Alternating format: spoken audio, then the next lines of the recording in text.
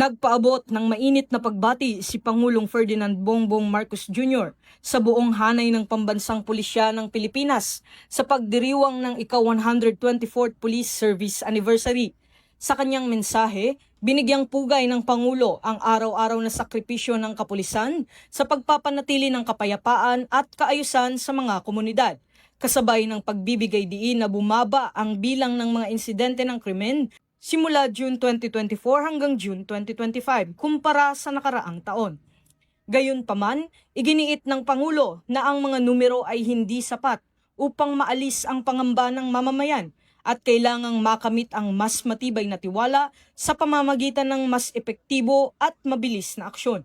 Kabilang sa mga milestone ng PNP ngayong taon ang pagpapatupad ng 5-minute response time strategy sa pamamagitan ng pinalakas na emergency 911 hotline. Ayon sa Pangulo, ang 5 minutong pagtugon ay maaaring maging agwat sa pagitan ng kaligtasan at kapahamakan o maging sa pagitan ng buhay at kamatayan.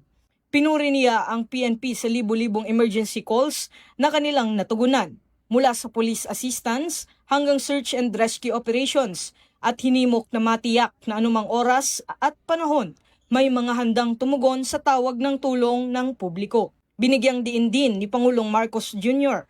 ang patuloy na modernisasyon ng PNP, kabilang ang paggamit ng mga drone at makabagong teknolohiya upang mas mapahusay ang operasyon. Gayunpaman, paalala niya na walang anumang teknolohiya ang makakapalit sa pisikal na presensya ng mga pulis sa komunidad. Kasabay nito, binigyang babala niya ang mga kriminal na gumagamit ng makabagong pamamaraan at teknolohiya sa kanilang panlilinlang, at tiniyak na pananagutin sa batas ang mga miyembro ng PNP na aabuso sa kanilang kapangyarihan. Sa pagtatapos ng kanyang talumpati, kinilala ng Pangulo ang mga tumanggap ng medalya at iba pang parangal mula sa iba't ibang unit at stakeholders ng PNP. Aniya, ang tunay na sukatan ng bisa ng kapulisan ay kung gaano kaligtas ang mamamayan sa ilalim ng kanilang pagbabantay at kung gaano kalalim ang tiwalang ibinibigay ng unipormeng kanilang ipinagmamalaki. Your contributions to public safety, community engagement, and institutional development are deeply commendable. Sa mga pamilya na laging nasa likod ng bawat pulis, maraming salamat sa inyong tibay, suporta at walang sawang pagmamahal.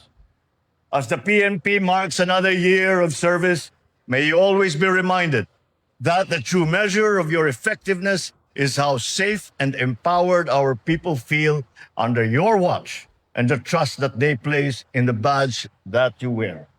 Muli, maraming salamat sa inyong katapatan at dedikasyon sa serbisyo. Mabuhay ang pambansang pulisya ng Pilipinas! Mabuhay ang bagong Pilipinas!